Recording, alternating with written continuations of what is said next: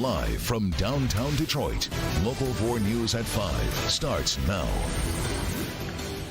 Time to turn yourself in. Chief Craig sending that message today to the man seen on camera beating another driver to death after the two got in an accident. Paula. An interesting dynamic set up between Senator Kamala Harris and former Vice President Joe Biden in terms of civil rights and the record. How did it play here for the people who've been in the trenches of the civil rights movement? We'll have a live report. Okay, Paula, and shocking video of an argument between two men and a gas station clerk that led to that clerk firing a shot. Good to have you with us at 5 tonight. That clerk is in police custody, and we're getting a look at two videos showing how this all escalated. It's happened around 10:30 last night at the Shell station on West Warren, just off of the Southfield on Detroit's west side. One of the men stealing bags of chips. The other appears to hold the door open so they aren't locked in by the clerk. Yeah, but as Jason Colthorpe reports, the problems between these men began days earlier. When Detroit police got on the scene here last night around 10:30, they determined that somebody was stealing a bunch of chips and the clerk started shooting, hitting someone not involved in the crime. But as the surveillance video you're about to see shows, it was a much different story. Two men inside the Shell gas station last night arguing with the clerk just before one of the men walks out without paying for several bags of chips. And then the clerk fires a shot, hitting the man holding the door. But this story begins 48 hours earlier. This is surveillance from July 21st. Same time, same two men, but with at least three others.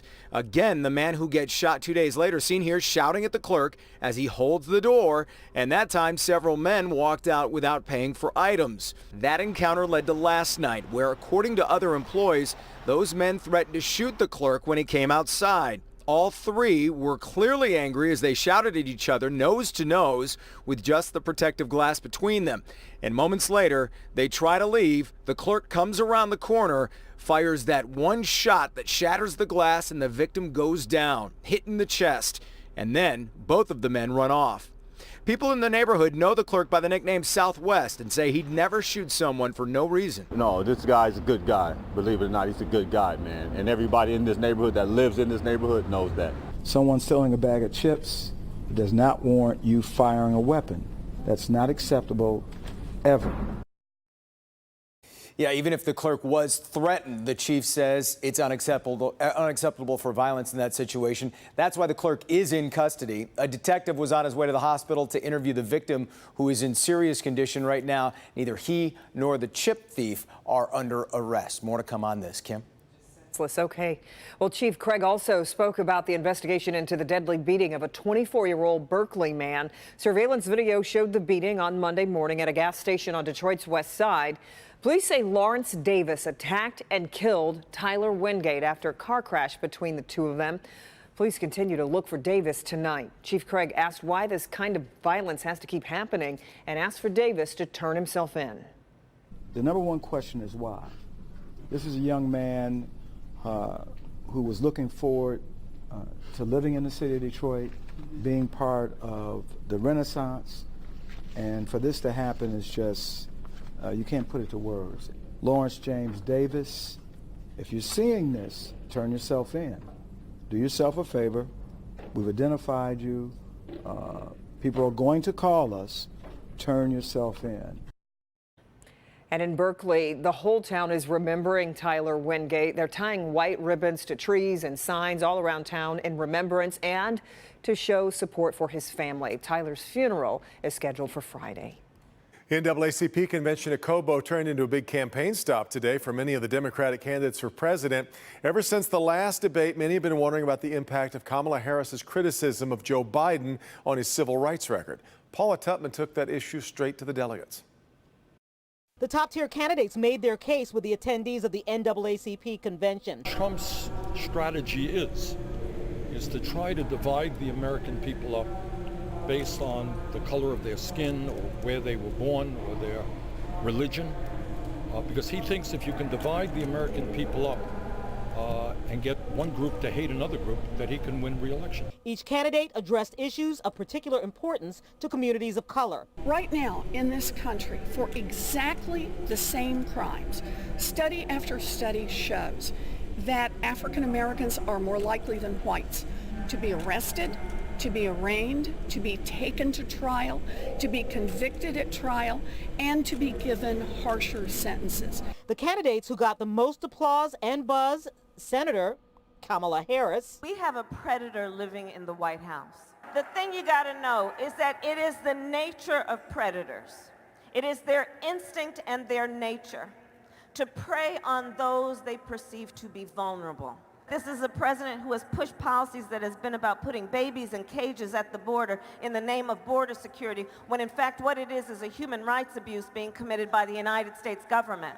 And Joe Biden, who seems to, at least with the attendees of the NAACP, has slipped the label pinned on him by Harris for his early record on busing. There's not a thing a kid in an African-American community can't learn that a white kid in a rich community can't learn. Up the road in Flint, we should be replacing all those pipes. What is the matter with us? I got 6 seconds left. Just let me say, I love you. Look me over. I need your help. Thank you. Well, I think that's his civil rights record. President Obama would not have picked him without going through his civil rights record. But who broke through the noise? Right now, I'm like, I don't know. I'm kind of like torn. Yeah, you know, and that's an interesting dynamic because these are the folks who were in the trenches or are in the trenches for the civil rights movement. They did not seem to be bothered at all by Joe Biden. And honestly, this is where these candidates need to emerge because these galvanizers go out into the community. They focus on the African American vote. And when I talk to people, they didn't seem to really think that any of these candidates really stood out. They've got some more work to do here. Exactly right, Paula. And we've had a good chance today to talk to all of these candidates. You can see all the interviews we did with these candidates, especially important in advance of the debates coming up next week in Detroit. They're all at the politics page at clickondetroit.com. Well, if you're watching us for the first time this week, welcome back. DTE tells us the vast majority of customers now have power following last weekend's back-to-back storms. At the peak of the outage, 600,000 people were in the dark. We're told everyone should have electricity by the end of the day. Yeah, that was rough. End of another spectacular day. It was just beautiful Very outside nice. again today. Let's check in with Ben to see how we're looking. It's better than yesterday, Kim and Devin, and it's because we don't have that thunderstorm threat that we were dealing with yesterday at this time, even though it didn't last long. It was definitely out there, and some of us got that hail from some of those storms. But today, it's 70s, low 80s. Humidity is still working in our favor. Absolutely no complaints. 4Live radar is showing that there are some showers. This is northern lower Michigan here between Alpena and Tawas, but this is really falling apart as it heads down to the south. So I doubt we're going to see anything out of that as we go forward. Comfortable night tonight. The heat does return for the weekend. We'll look at those numbers and then cooling down again as we get into next week. We'll check that out and when the next chance of rain will actually show up. That's all coming in a few minutes, Devin. Right, Ben. Michigan Congressman Paul Mitchell says he will not be running for a third term next year. Announced his decision in a speech to Congress this morning. However, it appears to me that rhetoric overwhelms policy and politics consumes much of the oxygen in this city. The time has come to make a difference for my family, to focus my time and energy upon them,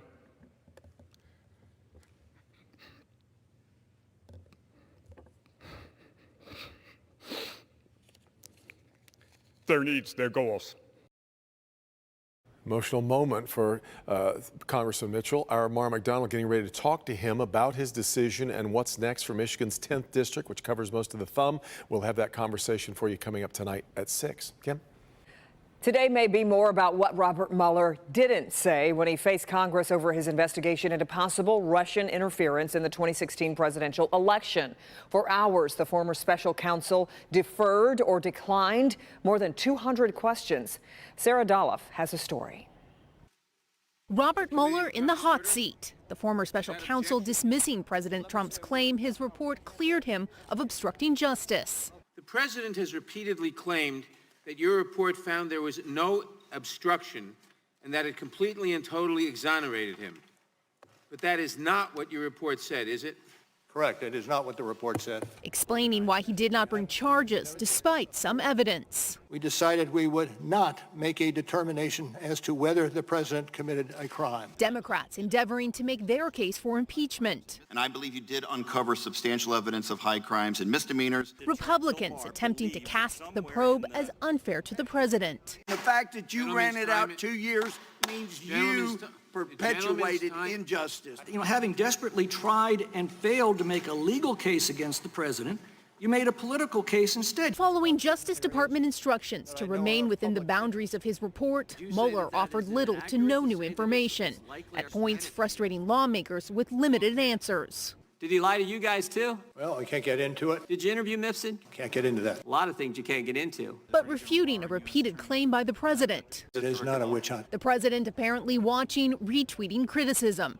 His attorney releasing a statement. The testimony exposed the troubling deficiencies of the investigation, calling the issue over and the case closed. Mueller stuck to his claim that his testimony wouldn't go beyond what's in his written report, declining to answer or deflecting questions more than 150 times. In Washington, Sarah Dolph, Local 4. And just moments ago, President Trump had this to say about Mueller's claim that he wasn't exonerated. There is no such a thing. He didn't have the right to exonerate. And, you know, it's very interesting. People mention exoneration. That was something where he totally folded because he never had the right to exonerate. That sound from just moments ago. In fact, the president is still taking questions from outside the White House. You can see more of his reaction on our politics page at clickondetroit.com. Busy Wednesday, and still ahead, a school board member in New Jersey facing calls to resign over what he posted on Facebook about Michigan Congresswoman Rashida Tlaib. Plus, a police officer is fired over a relationship he allegedly carried on for years with a minor. Sean. Detroit's suspected serial killer back in court today facing new charges from a shocking new case. We'll have details for you from court. Also let you know exactly where this investigation is going.